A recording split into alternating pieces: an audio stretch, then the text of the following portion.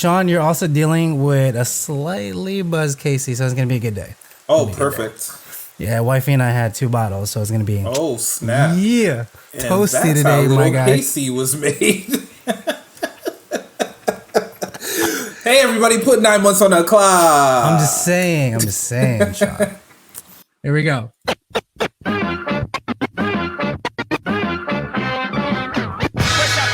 Hello and welcome to the Chef Salty Pork podcast with your host Casey and Sean.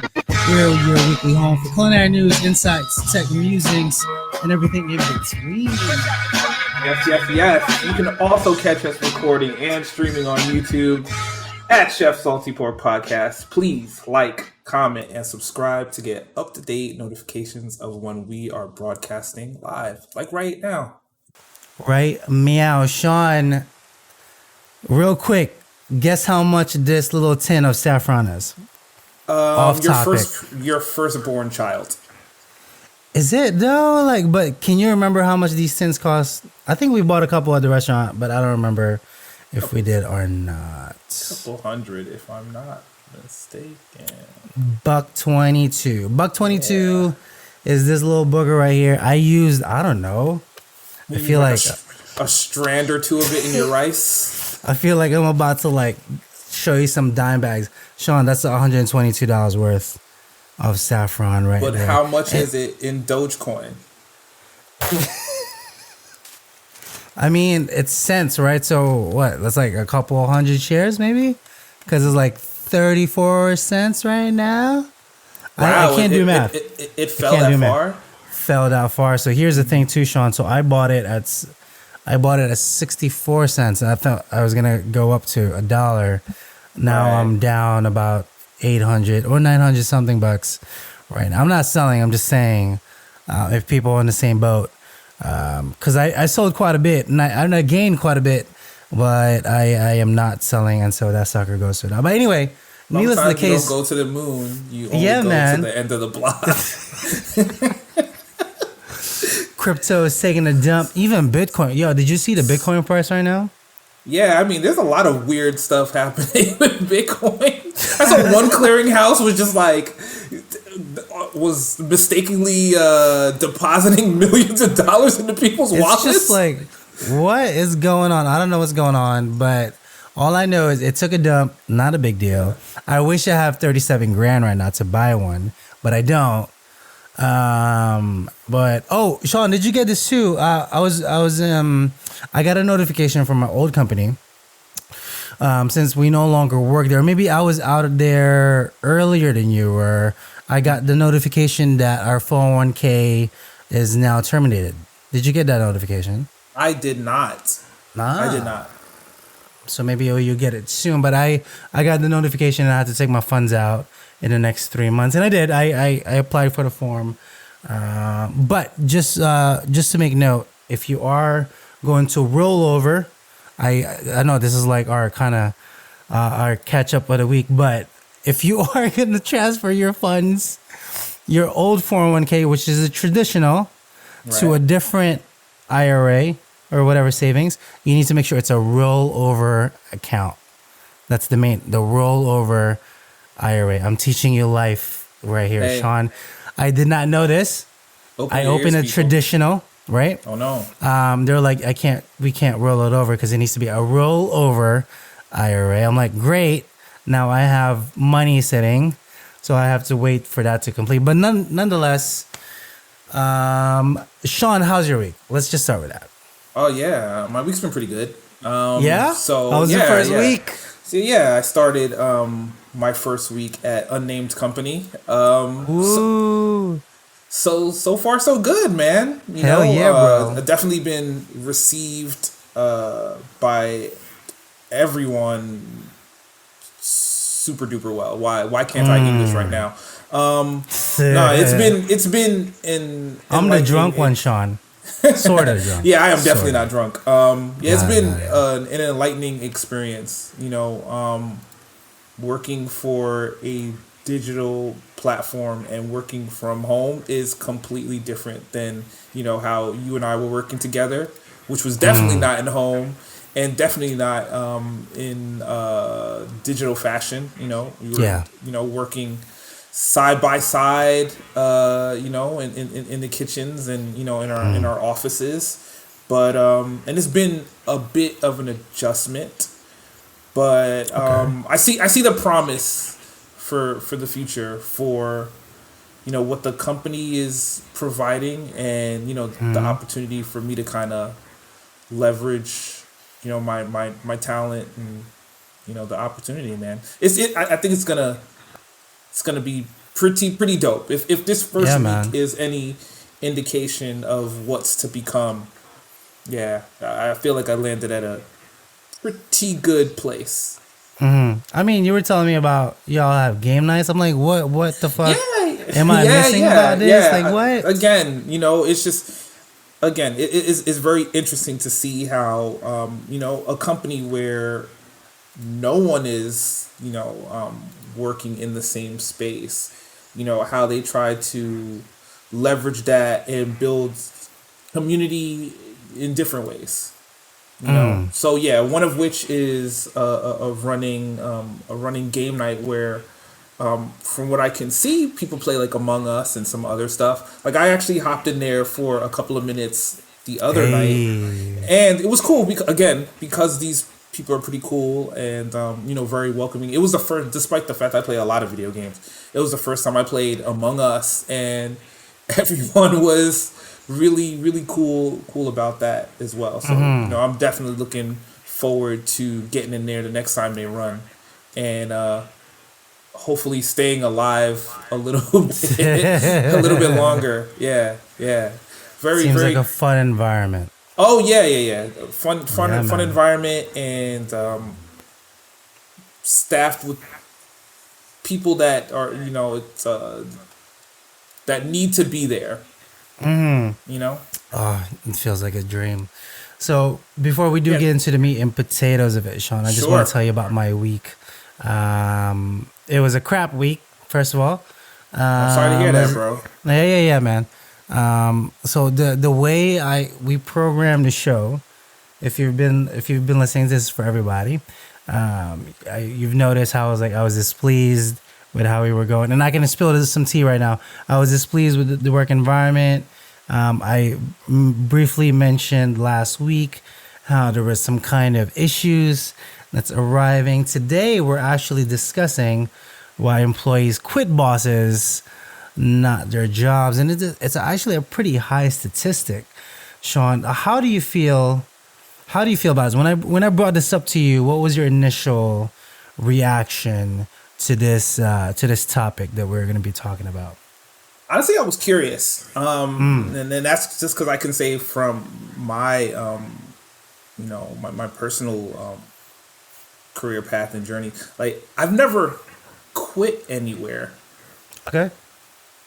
I mean, I guess the closest that I've come to that was a few months back when our old restaurant was reopening. I declined to come back. But I've never like up and quits from someplace.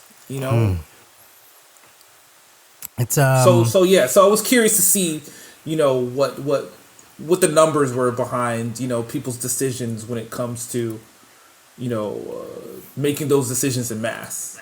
I mean, I've certainly heard some horror stories, and seen people empowered to kind of make the the moves they need to kind of grow and shape their careers. But I mean, what did you find? I mean, again, not to be foreshadowing some talk, but clearly this was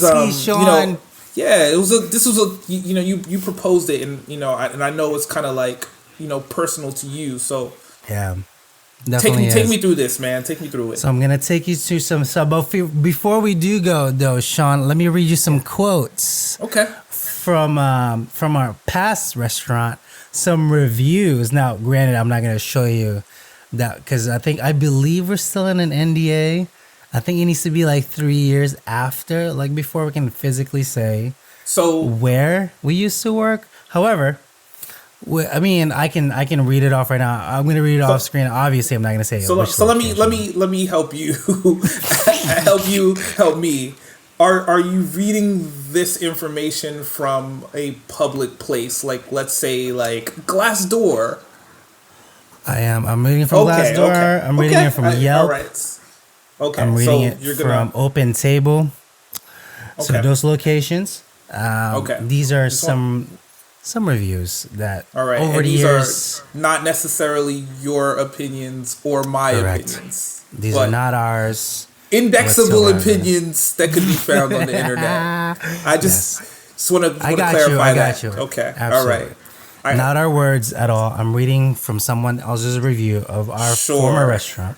Let me get a paycheck before someone sues me. So I'm reading 3 quotes. Sean. Okay. All right. So to give you a perspective, Sean and I were both at the restaurant. I started 2013. I don't remember. You came in like what, a few months later? Hey, well, I started. You started at the other location in Boston. Yeah. I was up in Boston, and that was also 2013. Okay. Yeah, So technically we both started the same year. Mm-hmm.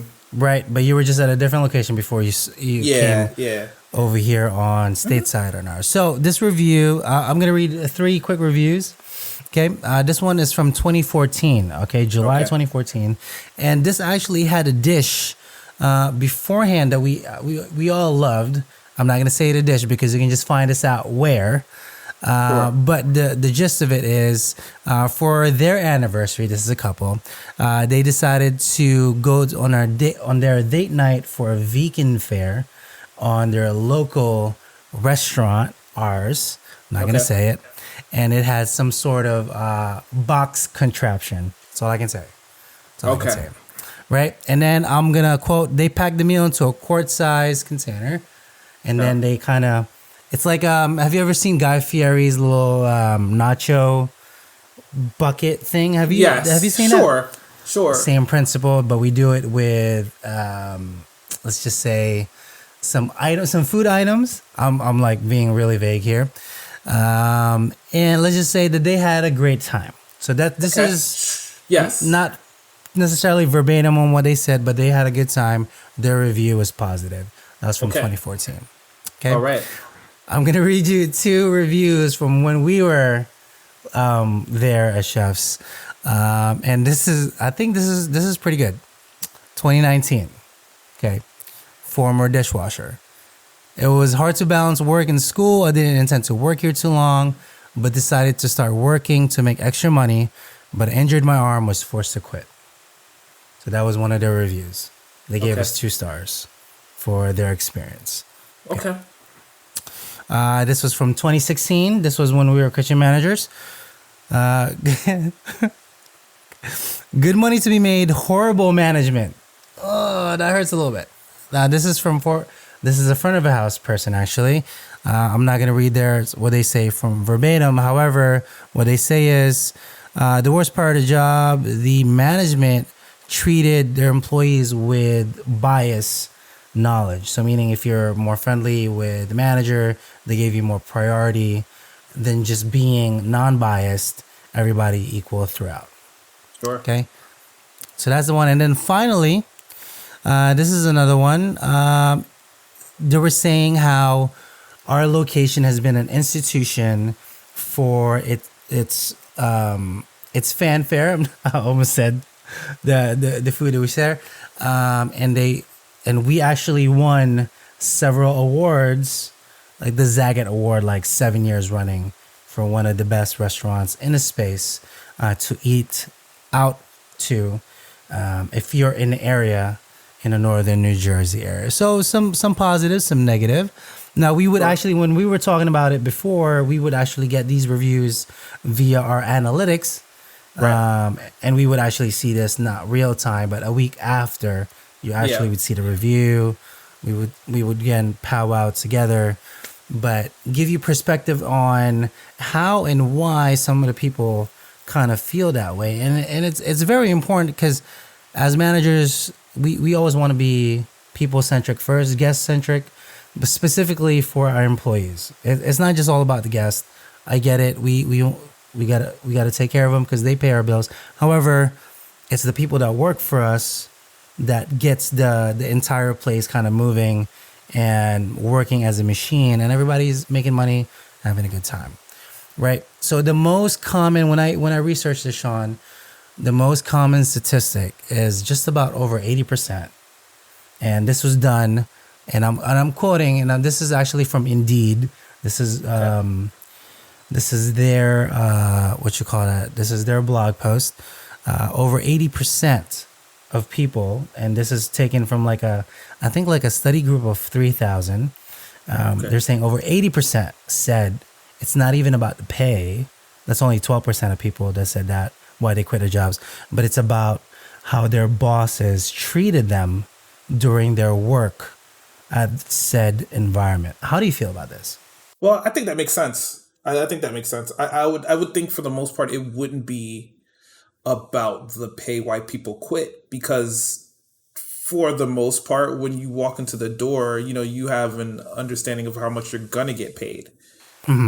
Right? So You already know it, yeah. can, unless through some means either that work is gonna get devalued or you're going to get paid less, I would probably remove that as a reason why people would outright want to leave their job. So now, when you're committing this amount of time or effort to a place, I mean, you want to feel like your contribution is valuable, and the most obvious way that you're going to see that is, how that is appreciated by the people who are setting out, putting tasks in front of you, right? So you're your manager. It's just it's a staggering number. Think about it. Like if you think, okay, I've been at it 19 years. I've been I think 13 locations my entire lifetime, working in the restaurant business, and I don't want to say 80% I quit of my bosses, but a good 5 of those I actually did quit because of my bosses. So at least for me, that's like 60%. So it's pretty close to that number if you think about it. And my most pet peeve, and Sean, you know this, we both work in the same building together. And this is my first point, right? And I'm actually going to quote it right here on it, and I'll bring it up to the screen. Lack of communication. Before I do read this little mini paragraph, Sean, let's talk about communication. How important is it for communicating to your peers and to however your staff is, or to whoever? How does that trickle down from the head to the workers? How it should, rather, not now how it would, but how should it trickle down to our staff? It should be it should be clear. It should be consistent. If possible, like that communication needs to be catered to the recipient, and in the spaces in which we worked, that might mean providing an opportunity to present it in a different language, or in a simplified fashion for someone to be able to ingest it. It should be provided with an opportunity to discuss it if it needs more clarification, and it needs feedback, and it also needs refining depending on what the information is. It's like a per basis kind of thing. Like, it really needs to be suited to whoever you're communicating it. I'm a firm believer that it's not one suit fits all. It needs to be put specifically so how people can relate, and that's how we become good managers, right? How we communicate better. So to just kind of reiterate it, I will read this information for you. Lack of information will quickly cause disengagement, and I've noticed this. You would too. If you don't communicate better, you're like, fuck it, they didn't tell me this, blah blah, and you automatically just feel down. after it. But the presence of consistent communication does quite the opposite. And their little infographic here reveals that 43% of highly engaged employees receive feedback on a weekly basis. And on our prior company, what we had not a budget meeting. We had a budget meeting monthly. We had our inventory on Mondays, and that's like a phone call, right?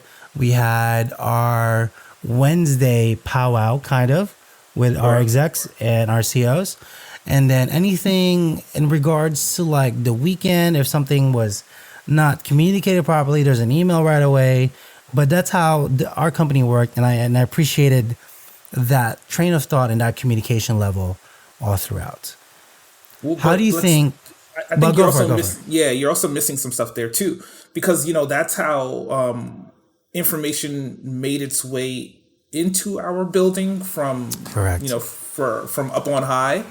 But you also got to talk about like how information was disseminated in our building, to the people who needed to receive it. So there's some information that's going to come in through emails or other communications or through like regularly structured meetings at certain times. But when we're breaking that down to our staff, I mean, you're having like daily roll-up meetings, Correct. Specific trainings if it's about that. Correct. And, generally at those roll-up meetings, especially when it came to matters for the front of the house, there was a bit of an open forum for, discussing things and clarifying things and getting some feedback that feedback could make its way back upstream, if and when necessary.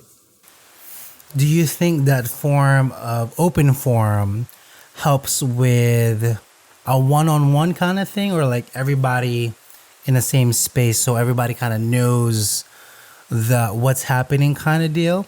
How do you feel about this? I think it depends on what the information is. I think it really depends. Okay. I think because so let's take we'll use what's an example we can use. So let's talk about like a new menu rollout. Okay. Right. Okay. So obviously some of those specs are going to come from the corporate company, and it's going to be presented to us in a few different ways, right? We're going to get pictures, we're going to get menu specs, we're going to get maybe specific information about the actual ingredients and where things are sourced from, right?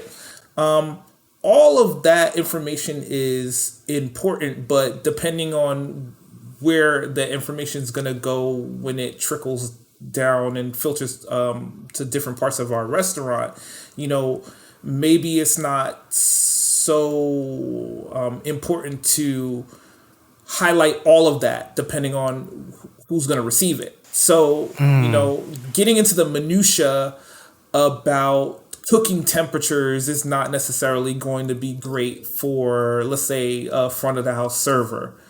But being that specific about, timings is going to be definitely more helpful for, let's say, a cook. But also, like, maybe having a conversation about where that protein or those starches or those vegetables are sourced from is going to be more important to like a server, because they can take that information and use that as a value add, or to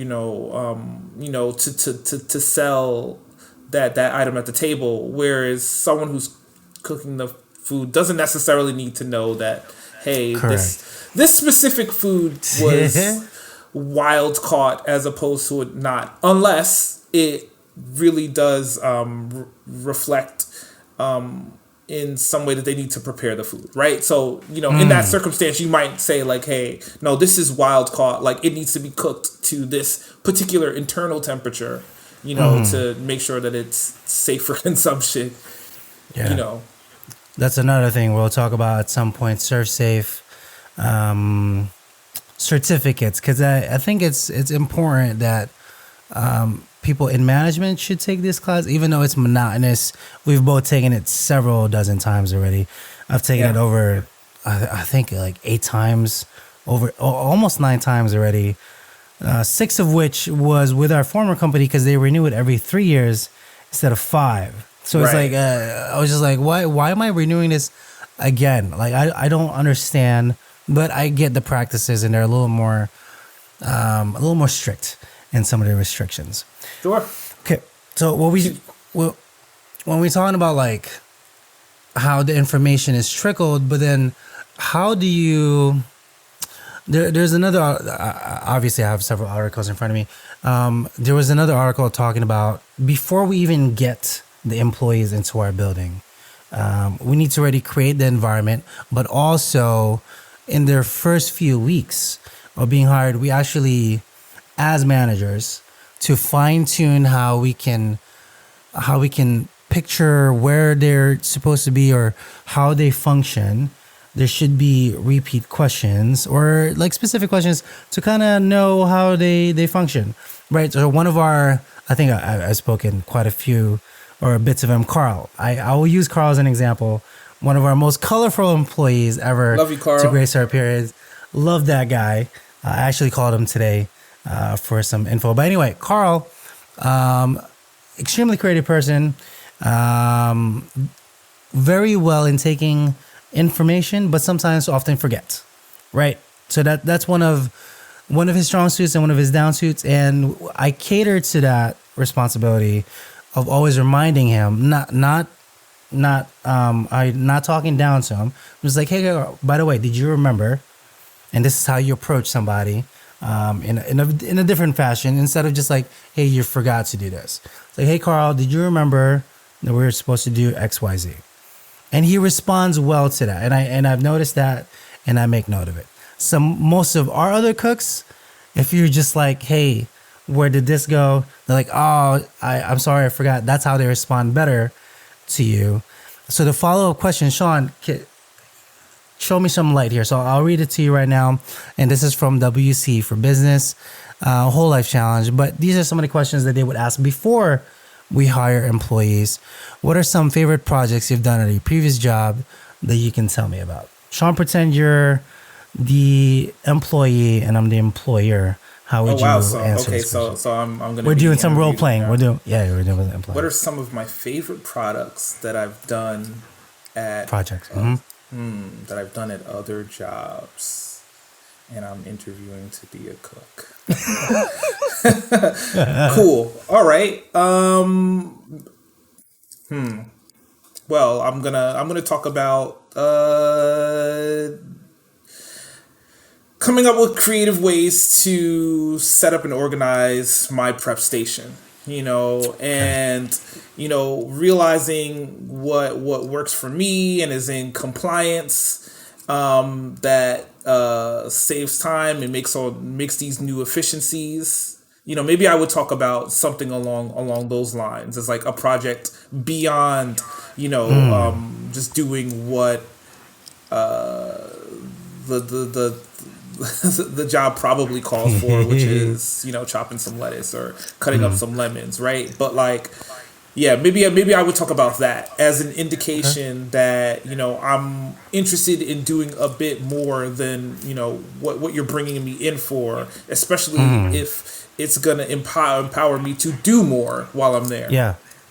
So I took that as you're somebody that will already do the right thing and think of other responsibilities that you can improve upon just being in your station. Like I already know you're that person. So just by having to ask that question to you, I already know those two things. And I say that because I've known you for quite a bit and we're the same person. So it's like literally a spitting image, whatever I say to you. Sean, you want to read the second question? You want to ask this to me? Sure. Or whatever? So Casey, please tell me about some moments at work when you felt the most energized and driven to deliver. I was high on some crack. Wow.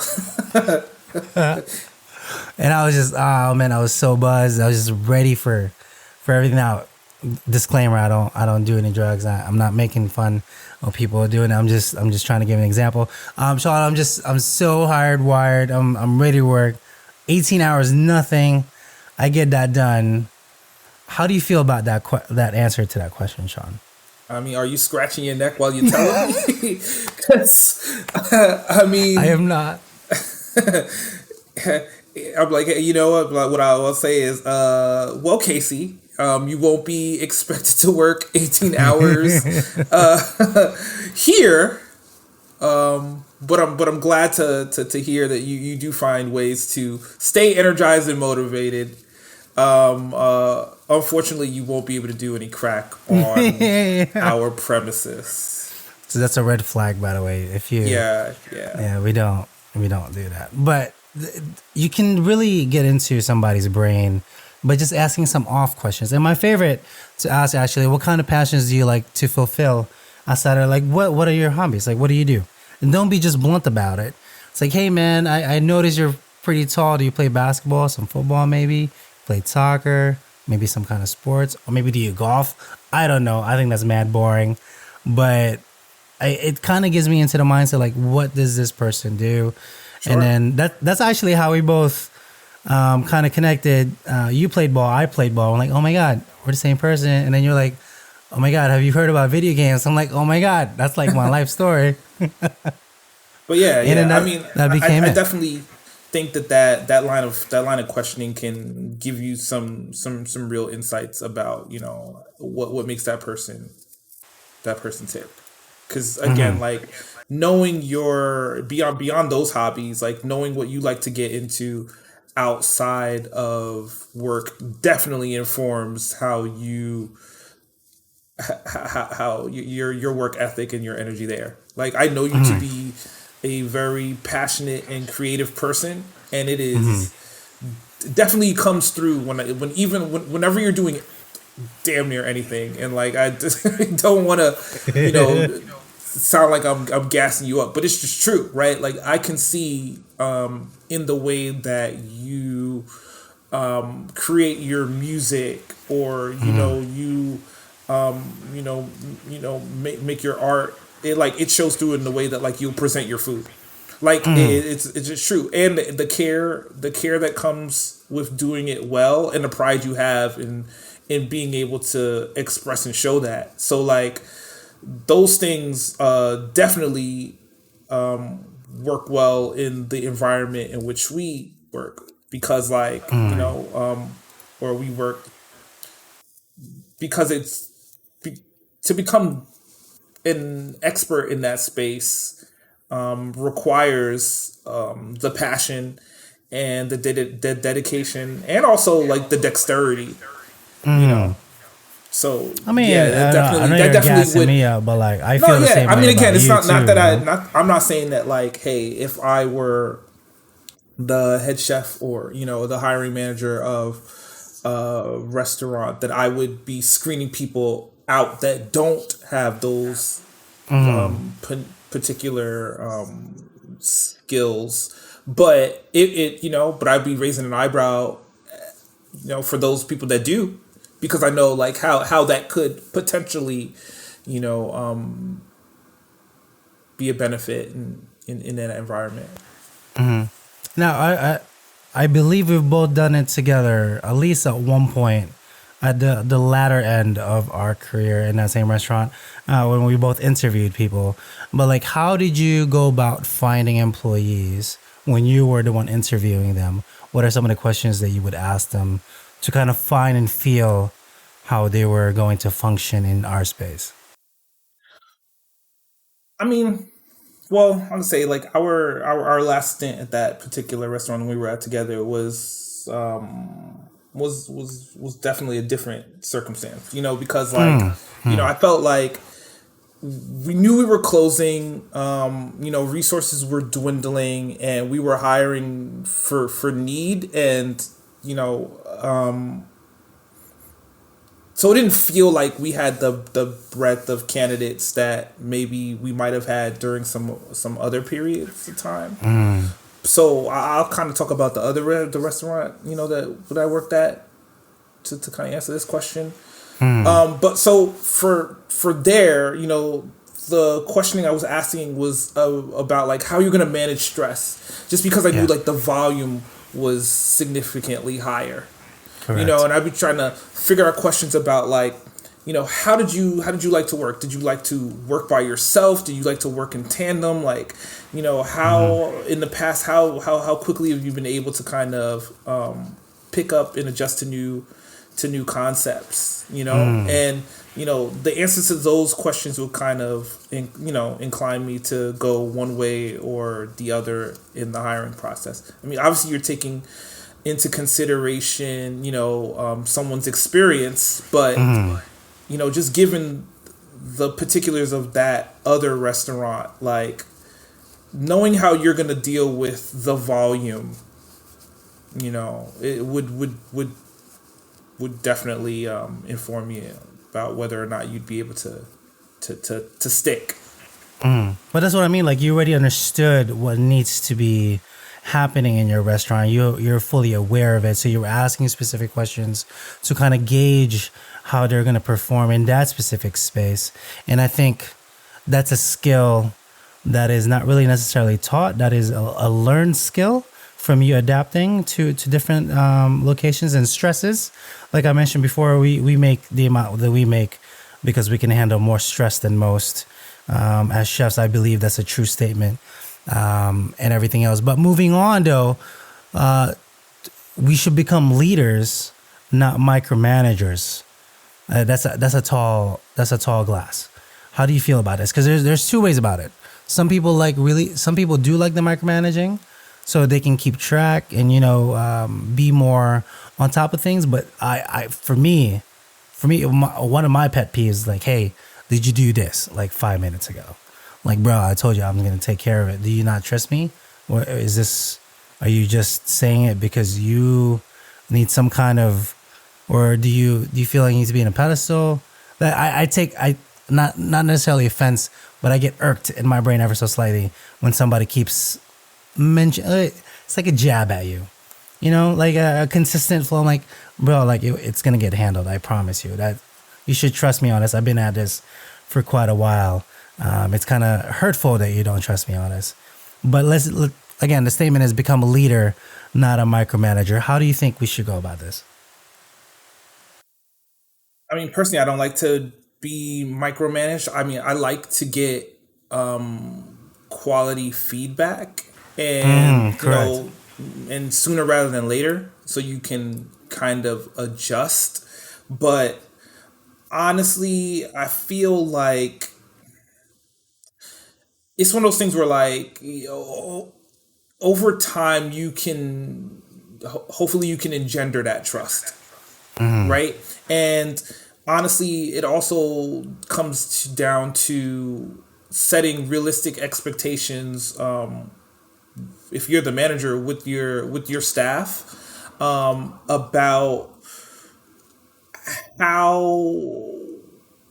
how and when they should be producing whatever you're looking for them to produce, right? So if that's consistent, then people know, like how they should be measuring up.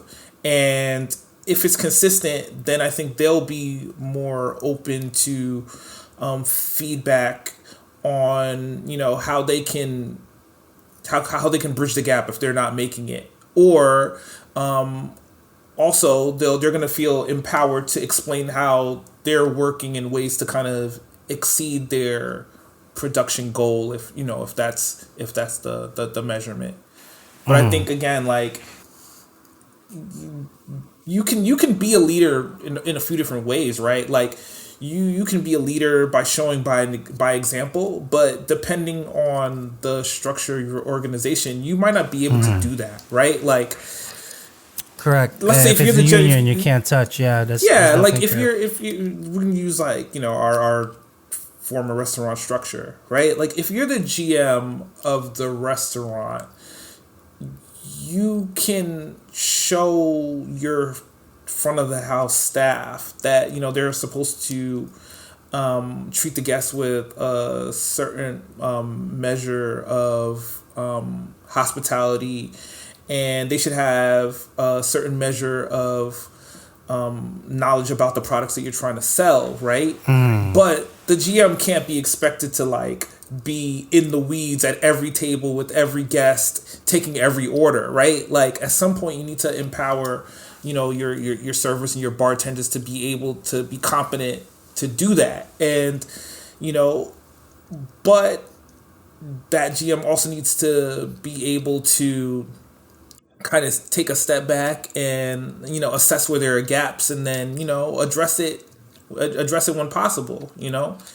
And again, if they find that like these gaps are broader than issues with maybe one or a few different people, then like devise a plan that communicates that to the staff at large, that like, hey, no, we're doing this in this way, but we need to do it in this way.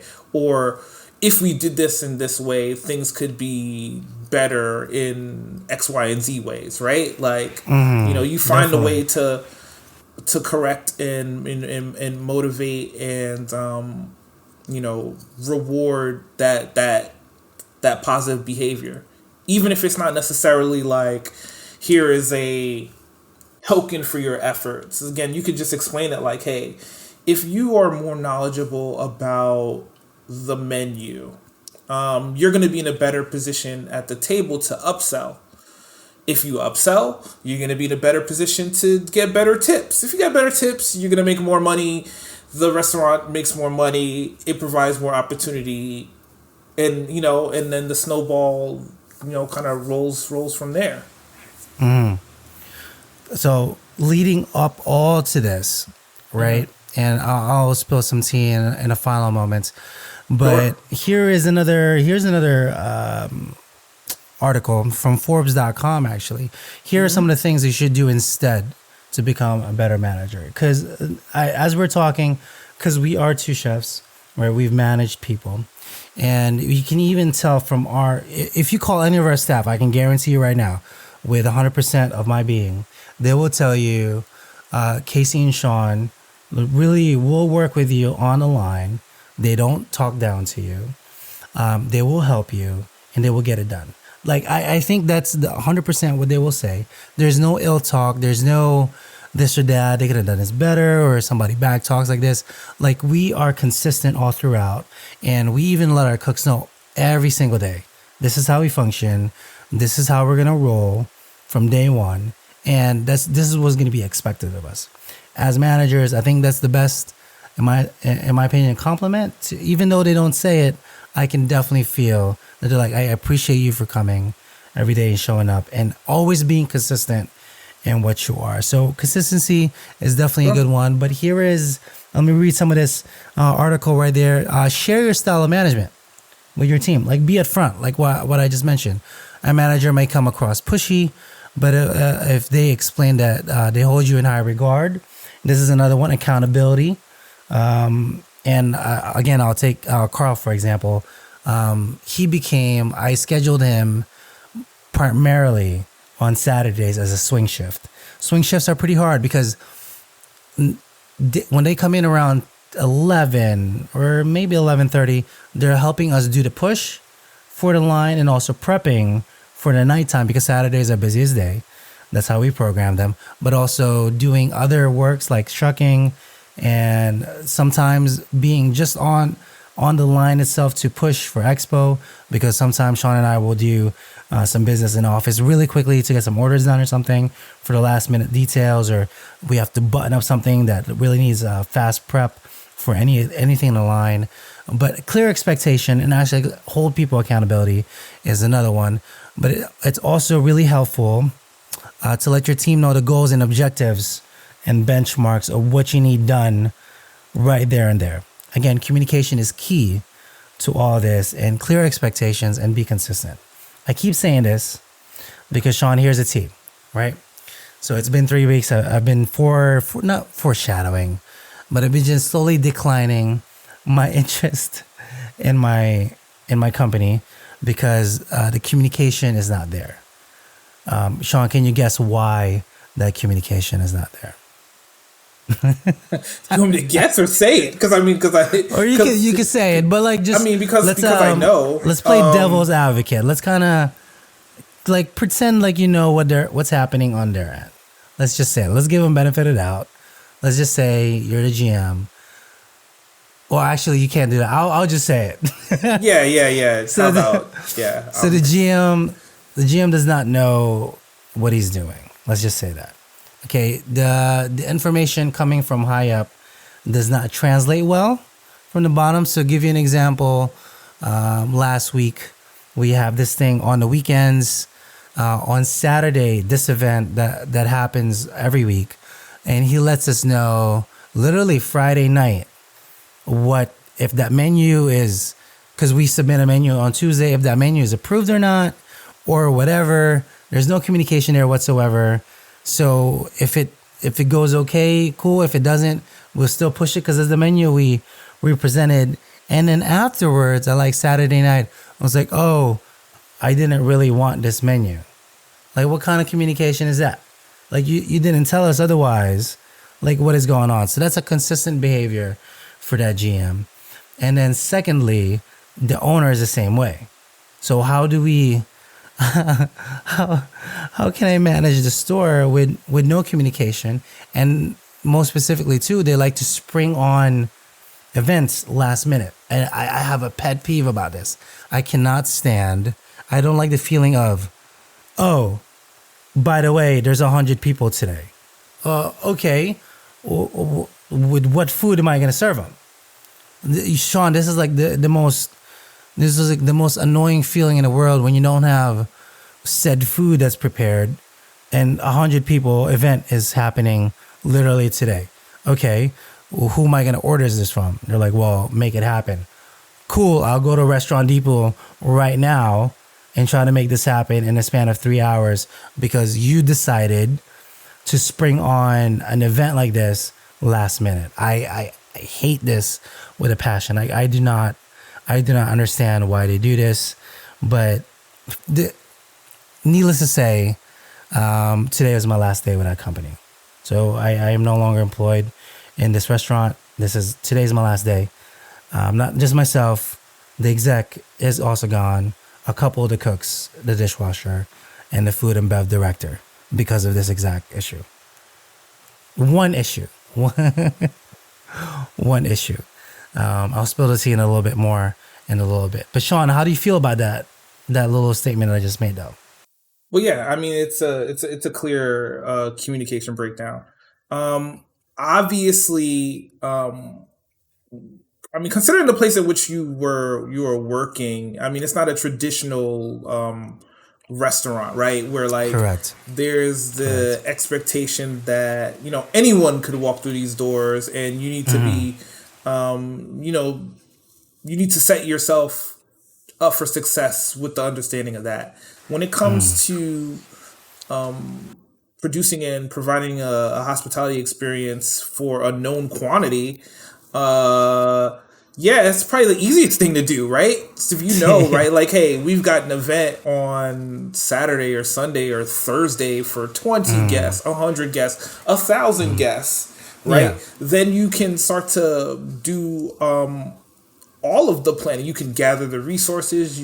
By resources, I mean like your human resources, right? Like you can make sure you have enough people there to produce this stuff, oh my God, right? The people too. You give enough time to prep. You're gonna know exactly what how you're going to execute it and how much it's going to cost you to execute it, right? Yes, that's another the thing one. Again is like when it comes to managing an event like that, again, it's like you could know, like, hey, we'll just say we had 100 people coming in, and we're gonna make 105 hamburgers, right? Like you could know that, right? Or we've got 100 people coming in. It's this type of event. They're gonna be people that have these particular wants and needs. We can scale in this way, right? We'll know that like we can use this equipment for this amount of time to produce these things. We can have it cooling in this way. Like you can figure out like, do we have enough plates for this thing? Like all these things that like, are we going to have someone there to watch these things when it's all said and done? And you can figure out, and scale your business accordingly.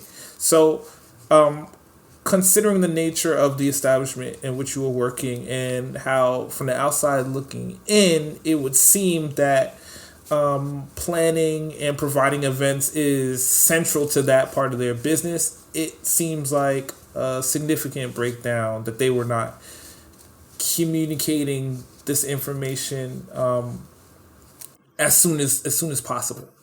But again, this again, I'm way outside the walls. I'm not even on that side of the water.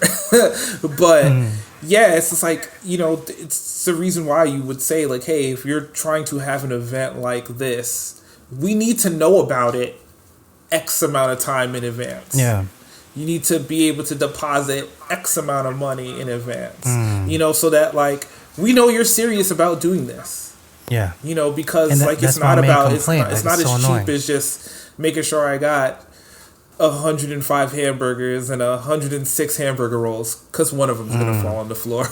Yeah, you need to be able to figure out how you're gonna execute all of that, because you want, if they're paying for you to produce this thing, they have an expectation of how well it should go, and if you're producing it, you should have an expectation of how well it's gonna be received. So yeah, they should with their next staff, because obviously it seems like the majority of you guys are not going to be there. They should be trying to figure out the best ways to institute some sort of communication and workflow that's going to produce the best experience. And that's exactly what it is. Lack of communication on their end led to so many abruptions and just headaches and sleepless nights, pretty much 100-hour work weeks because of last minute things. I mentioned this. I was sick for pretty much a week. I'm overly tired. Even there's that one week where we skipped a pod because I was just exhausted. It caught up to me. But then again, I'm a little old, Sean. But I'm just saying, the body's not like that anymore. I can't do that no longer. But it's paying a toll on you. So in my brain, I was like, why do I have to suffer? Right? Not just myself, like my staff. Why do we have to suffer? Sure. Because of your lack of information and creating the events. And then, and I didn't let you know about this. They would also then say, well, how much money did we make? So we would provide numbers, how the event went, what the food cost percentage was. But they were like, well, how did you get that number? Then we would get this. So needless to say, they had no experience.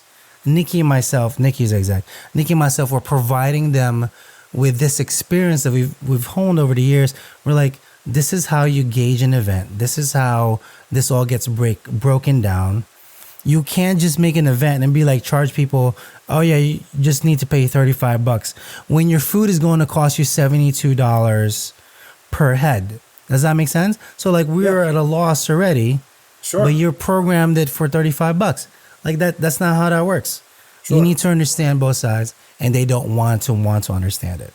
Yeah. It is so frustrating to me why that is. Again, so that's one reason. You and I both know, hey man, if you're trying to get some stuff, it's a lot easier to order it from cheaper and easier to get it from a supplier, days out rather than the day of. Mm-hmm. That's one reason. So sure. That's one reason why I quit. The main reason why I'm quitting, and this is or why I've quit rather, and I've told Sean this literally the day it happened. The owner made some racist remarks, and one of our staff overheard it. He's also of Asian descent, and I'm going to leave it as that. He overheard the owner say the racist remark. I'm not going to say it because we might have an NDA or something about it, or I don't want to get sued. And I don't want to sue the company either. But let's just say they made the owner made a racist remark. Our staff heard it, mentioned it to us, who are also Asian, Nikki and myself. We took it to heart because that was a direct blow, literally, to us. Like, why are you gonna say that? Literally to make fun of your chefs? Like, is that the work ethic you want to relate? Is that Do you think we would want to work for you because you said something like that? So that night, that when it transpired right there and then, we're like, yeah, I'm giving my 2 weeks the next day, and which happened. So that Monday, we both handed it our 2 weeks. It's like today, well, not technically it's supposed to be Sunday, but some other tea happened today, which I'm proud to share with you. So that's the main reason why we quit, is because we're not going to tolerate racism at all. I've already quit 3 jobs because of it. This is the 3rd institution that I'm quitting. But the tea today, Sean, I think you'll appreciate this. I'm petty by nature. I'm just that way. So since we didn't sign an NDA nor a proprietary to the company, meaning any of the recipes that we've created, any spec sheets or whatever, any form of that nature are ours to keep, Nikki and myself, the chefs. We've removed said responsibilities and notes and spec sheets. Essentially, they can go fuck themselves. That's what it is. So menu. I have a question for you, because I was definitely disheartened when you told me what was going on and what was happening, and it's just ridiculous. When you and the other chef provided your notice, was there a conversation then about what? Oh my God! So here's the thing, Sean, and this is why I did sense of urgency last week. So here's how it transpired. It happened on a Sunday, where we heard the racist remark. Okay. Sure. I sent an email out immediately, and the gist of it was, if this happens one more time, I will just walk out of the building. No questions asked. I will remove all my things, all my spec sheets. Know that I do not tolerate this whatsoever. If this happens one more time, I'm leaving. This is to the general manager, to the food and bev director, to literally all the staff upstairs. Okay. It took him a week for the general manager to whatever vices he needed to do, to speak to me, to speak to Nikki, the exec, and to get stories all together, and then to start the conversation with. And this is where I became a yes man, and I mentioned this to you. He started a conversation with, well, that's fucked up, first of all. Second of all, I have a wife and kids, and I have 401k. I have a house. I have bills to pay. And I'm just like, homie, that's what you're going to come at me, your first sentence? Like, everybody in this building doesn't have that same circumstance? After that, I was immediately, I shut off. Whatever he said after that, and then I'm just like, yeah, sure, whatever you say. Cool. And I was just like, this is how this company is gonna run itself. So that's the conversation. Let me clarify. So you're saying that he said it was fucked up that you guys were leaving, or he said it was fucked up that the owner said what he said. Okay, all right, just trying to better understand. Okay. And then his position was like, hey man, it was fucked up what happened to you, but yes, exactly. I got bills, man. I was like, what the fuck? Are you fucking kidding me? Gotcha. Yeah. Okay. Just trying to understand. That pissed me off to no end. Nikki had the same conversation. Later on that day, literally, I was like, here's my 2 weeks. Or rather, here's my 1 week. I was like, I'll give you till end of week. That was last week. I'll give you till end of week. Here's my notice. It's sad to be this way, but I am leaving the company. The owner then spoke to me the following day. We had a brief chat. Now he finally understood, and he didn't know that one of our staff caught him saying it, and blatant denial. I don't want to get into the details of the conversation. Sure. But let's just say that he wasn't. He said that he didn't say what he said, and that I should trust him. In that we don't really know each other for that long, but he's not that person. I'm like, look, I don't necessarily care, but as kitchen people, we can tell bullshit from a mile away. We really can. Like, it's a special skill that we hone over the years once we make managers as chefs, and you're like, yeah, no, you're lying. So the bullshit meter is just off the charts on that one. But I said I'm still cordial. There's no there's no ill towards the conversation. But I'm just like, look, listen, I'm not gonna be staying. It is what it is. Hopefully you find somebody else rather quickly. But my last day is Sunday, which is this Sunday, the 23rd. And then Nikki, as well, supposed to be his last day was this Sunday, the 23rd. But yeah, that's how that convo ended. It's insane. It's insane. That's why I'm quitting, because of my boss. Because of my bosses. Yeah, I mean, I'm sorry things happen like they happen. I think it's I'm completely editorializing here, obviously. But I think it's kind of telling that the other manager wasn't even willing to advocate for the culture of the place. Right.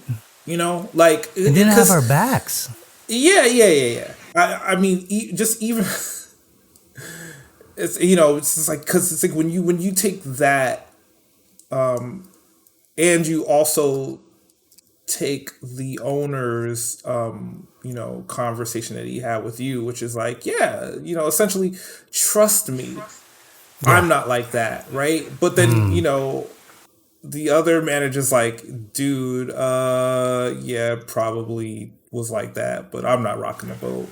You know, it's like, look, I think people need to establish a consistent culture in their place. You know, like it's super important. You know, people will then be able to know what they should expect from the environment, and hopefully it's one that is inviting and inclusive, and one that prioritizes, you know, respect for the work and for the individuals. But yeah, man, I'm sorry that things went the way, because no one needs that. No one needs that. Like no one. The job needs is hard that. Already. No one needs. It's like like, look, we all know, right? The job is hard. There's gonna be times where like you're frustrated, right? And there's ways to vent that frustration that are acceptable, you know, and ways to vent your frustration about even again, like when I was telling you, and again without specifically saying what was said, but like there's even ways to talk about, you know, if there was an issue with how you guys were producing, there's a way to have a real conversation about that without bringing race or gender, ethnicity, sexual orientation, like, because that has nothing to do with the end with result, how we right? produce food. Yeah, right. It's just like, and again, so you have respect for the individuals and respect for the work. It could have been a conversation. It's like, all right, well, okay, where was the gap? You were looking for this and we did this. Okay, cool. Like, in these circumstances, we thought that was acceptable, or we knew it wasn't, and here's how we get to, you know, where we all need to go. But that requires that, like, you know, there's, again, respect for the work and the individuals, and clearly there was a lack of respect, and that's all you wanted. And from it's my opinion, you know, a significant, you know, culture issue as well, and especially in which, you know, people don't feel empowered to, you know, speak up without some measure of retribution, you know. And that sucks. Give you, like, full disclosure, like, Nikki and I don't care. We've had there's a lot of experience there. Like, we will find other employment. That's not an issue. Sure. So, I mean, all I can say is happy to have you guys, and I'm sure that, like, it'll be very soon before, you know, you're buttoning up your chef coat for, you know, another establishment. But nonetheless, that ain't it. So, you know, There seems like there's a lot of failings in how their organization's structured, and come Sunday or shortly thereafter, they'll have to figure out how to do things better. Yeah, it was actually today. We gave our notices. Yeah. Literally today. We will no longer be returning. There's some other tea that transpired today. It didn't happen to me because I was off today. But it happened on Nikki's side, and he felt extremely disrespected today, so much to his face. So that's 6 staff no longer employed there because of said work environment and because of how leadership is trickled down from the top. So all I can say is good luck to the new chefs. Hopefully you're not treated like we were. Hopefully they learn from their lesson. Hopefully management learns some kind of lesson or some kind of not reprimand, but I don't want to ever intend ill will upon somebody, but I do want to intend for people to learn how to be better at communicating and be better towards other people. There's definitely different ways to speak to somebody, not in a condescending way, not in a fashion where you're looking down at them. Like, that's not it. That is not it. We're all playing for the same goal. We're all playing for the same team, supposedly. Why don't we all, just take a second, lift each other up. Let's discuss what failures we had. Let's correct it, and let's move on from there. That's how management should be happening at all locations. But sadly, that's not always the case, and that's why the title today are why employees quit bosses and other jobs, and why it's such a high statistic, over 80% even on some studies, but most typically averaging about 50 to 60%. People always leave their jobs because of bosses, not their jobs. But yeah, man, that is my experience. Hopefully that doesn't happen to you. As chefs, always be working for you. Okay, don't let anybody step on you. The job is extremely hard to begin with. There's no need for any of that negativity. No need for any of those racist remarks. You just want to work. You want to enjoy your time out of the space, and you just want to enjoy creating. And that's all we need. And some respect goes a little respect goes a really long way for everybody else. But yeah, as we close though, Sean, I know this is a heavier episode. Like, I spilled quite a bit, but hopefully some better venues, opportunities. Right? Is that a word? Yeah, sure. Opportunities Opportunities is along definitely the way. a word. I already have some prospects working. Okay. Nikki also already has some prospects working. Like I said, our accolades are quite a bit on our resume. So I'm sure somebody will be enthused to have us on board and get that culture up and running, because we run the same ship. And it's unfortunate you haven't met this guy. Yo, I tell you, I keep mentioning it. I was like, yo, I need you to meet Sean at least one time. Because this guy's a spitting image of me. We're the same person. He's slightly taller. I'm more handsome, but he's slightly taller. Oh man, you know what? You're probably right. You're probably right. I'm just saying, Sean. That's why I quit the podcast. Count me at that 80%. Oh my goodness, he's at 80%. But yeah, man. As we do close though, Sean, some final thoughts on why employees quit bosses and not their jobs. Maybe some final, some insights into your brain, how we can be better. Oh yeah, I mean, I can. I have some understanding of like where some of these failings also happen.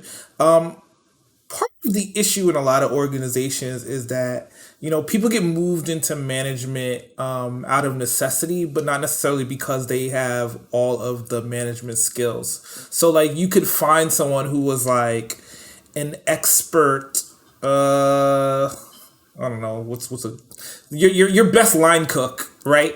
Is now is now a manager because like they produced well for the company, but despite probably being good at that and maybe being good at management, they might not necessarily possess all the skills that would make for a great manager. So I think if your organization can provide it, maybe invest more in looking for people with the skills that are going to be great at motivating people, and not specifically, just, the person who just happens to be standing there. Because I think a lot of things break down from that. That's it. True facts span from the man himself. Just be kind to your employees. Oh yeah. A kind word goes a long way. Respect goes a long way. If you're that type of person where you're fuming, take a second. Just literally take a second. Go outside, clear your head, clear your thoughts, come back refreshed, and then go ahead and talk with the issue, or just take the person to the side. It does not need to be aired out. It doesn't need to be for everybody to hear. This will make you extremely valuable to any company if you learn this skill. Please take it from two managers that are not hotheads, that are level-headed to begin with. It takes really a long time to get to that space where we're like, well, fuck you too. Yeah, man. I'm trying to think like what it would really take for me to get to there. Yeah. I don't think I've ever seen you there. So that would be a conversation I would be having with my steering wheel as I drove over from the establishment. I'm like, look, man, you're not gonna give me that hot. It's like, look, it's not that serious. Like we all can work. That's not that serious. Better than this, so we get that hot. No thanks.